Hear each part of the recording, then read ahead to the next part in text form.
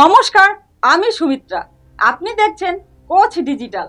আজ আমি কথা বলবো একটা এমন প্রকল্প নিয়ে যেটা প্রথমে প্রশংসা কুড়িয়েছিল, কিন্তু এখন প্রশ্নের মুখে। প্রকল্পের নাম সবুজ সাথী।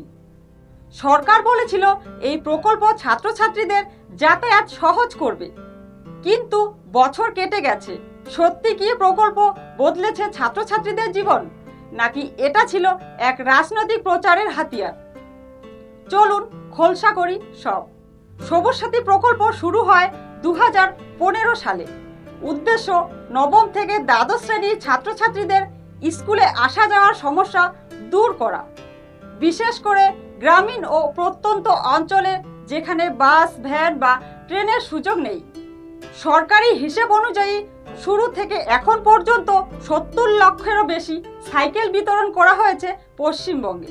প্রতি সাইকেলের গড় দাম প্রায় 3000 থেকে 4000 টাকা এবং মোট খরচ কয়েক হাজার কোটি টাকা। সরকারের ভাষায় ছাত্রছাত্রীরা স্কুলে বেশি নিয়মিত হচ্ছে, মেয়েদের স্কুল ছুট কমেছে। অনেক ছাত্রছাত্রী বলছে সাইকেল পেয়ে সুবিধা হয়েছে, সময় বেঁচে গেছে। বিশেষ করে গ্রামীণ অঞ্চলের মেয়েরা অনেকটাই স্বনির্ভর হয়েছে।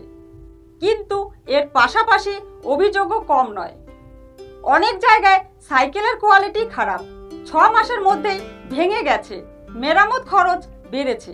বেশ কিছু স্কুলের তালিকা অনুযায়ী সাইকেল এলেও কিছু ছাত্রছাত্রী বঞ্চিত হয়েছে। রাজনৈতিক পক্ষপাতের অভিযোগও আছে। এই প্রকল্প পুরোপুরি রাজ্য সরকারের অর্থে চলে, মানে শেষ পর্যন্ত এর অর্থ এসেছে সাধারণ মানুষের কর থেকেই।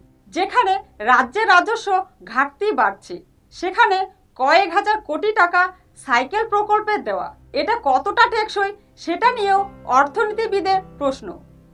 সবুজ সাথী শুধুই কি ছাত্রছাত্রীদের প্রকল্প, নাকি রাজনৈতিক ব্র্যান্ডিংয়ের অংশ?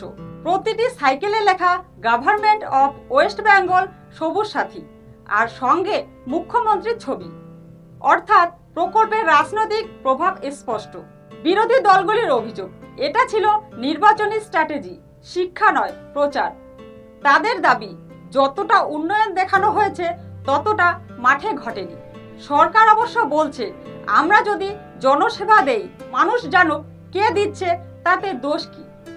গ্রামীণ ছাত্রছাত্রীদের জন্য এই সাইকেল অনেক সময় আশীর্বাদও বটে।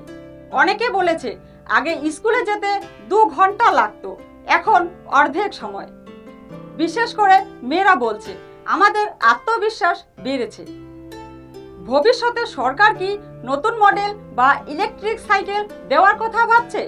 প্রকল্প কি আরো স্বচ্ছ হবে, নাকি আগের মতোই রাজনৈতিক রঙে চলবে? অনেক বিশেষজ্ঞ বলেছেন যদি প্রকল্প সত্যি ছাত্রছাত্রীদের জন্য হয়, তাহলে রাজনীতি সরিয়ে এই মনিটরিং আরো শক্ত করতে হবে। সবুজ সাথী প্রকল্প একদিকে স্বপ্ন, অন্যদিকে বাস্তবতার মুখোমুখি এক গল্প, যেখানে উন্নয়ন আর রাজনীতি পাশাপাশি হাঁটে। শেষ প্রশ্নটা আপনার জন্য, এই প্রকল্পটা কি উন্নয়নের প্রতীক, নাকি রাজনীতির এক সুন্দর মোড়ক?